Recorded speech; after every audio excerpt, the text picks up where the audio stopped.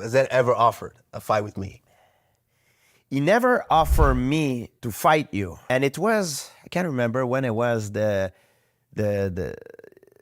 was many years. Is it many years after I retired or? Yeah, because you retired in 2017. So the only time I would have considered to make a comeback is when I remember it was in a talk that even people were telling me that Khabib, after he fought Justin Gaethje, was going to grab the mic and call me out. And I was the commentator for the UFC. Yeah. That was the only fight I would have made in terms of legacy to come back at the time. And it was before that. So this would have been then The only one I would have done. So that means Khabib would have gone up to 170 pounds and you guys would have fought. I think it would be either 170 or a meet in the middle because I'm not a big welterweight. I weigh around 183 pounds.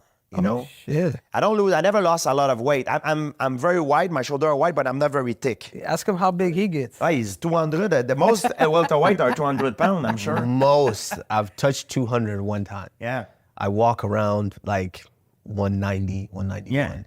Yeah. So we look the part when we're in there. Yeah. You know, because you looked huge when you're in there. Everyone says, "Oh, he's the biggest." I have a big, long reach, but I'm not. I have a long reach, but I'm not thick. You know, if you look at me from the side, I'm not that thick guy. But most welterweight, I think, they're about 200 pounds. Like even some back in the day, like before USADA arrives, like shit, some guy were big. I mean, I can't say the name, but man, it was Some guy bad. cut from 210. Yes. What was it about that Khabib fight that made you want to come back and not fight at middleweight, but eventually at a catchweight 165 pounds?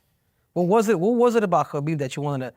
I was like, you know what, this is worth my legacy to fight this man. But you have to always think of what you can gain and what you can lose, you know. And it would be a fight that everybody at the time wanted to, because Khabib had a perfect career, you know. Nobody ever beat him, and he was like, he retired on top.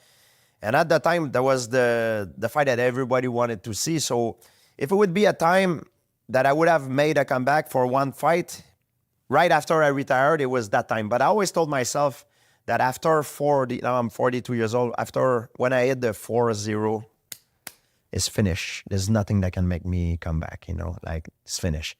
So I was about 38, 39 when that happened, you know. And even his own people, told me, some of the people told me that, hey, I think he's gonna ask for you. And then when he retired, I think everybody got surprised. That makes me feel bad, George, because But you know what? You were willing to come for him, but not me. God damn it, George. Well, it's all about timing, right? I grew up in the sport watching you, even though we're not that much far apart in age, but you've been at it for a long time, watching you and you doing your thing, and it's out of that admiration so much to where I was just like, man, I want to compete against that guy.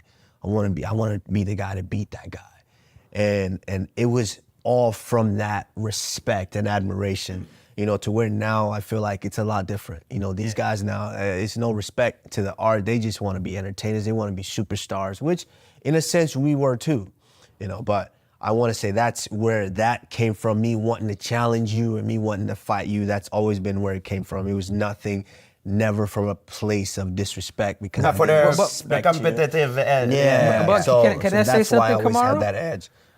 Yeah. Can I say something, Kamaru? I think it's really good, man, that you guys, you know, how often do you get a chance to, you know, have the two greatest welterweights of all time be able to chime in and, you know, feed from each other here? We see each other at the UFC event. Yeah. I'm sure we're gonna see each other of again. course, of course. They always set us next to each other, which is cool. Yeah. So I just want to say, you know, I love and respect you so much, and even now getting to know you a lot more and more and see you more.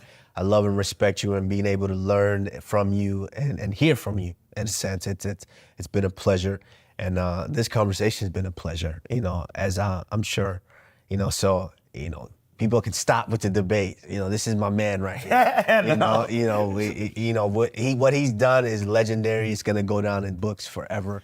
I think in every sport, like, I mean, things kept getting better because, you know, it's like Einstein says in science, if I have seen further than others because I'm standing on shoulders and giant, the same thing. Like my predecessor, I've learned from them. I didn't have to repeat the same mistake they did because I've learned from them. And obviously, when I grew up, guys, I was in Montreal, Canada. I wanted to learn jiu-jitsu.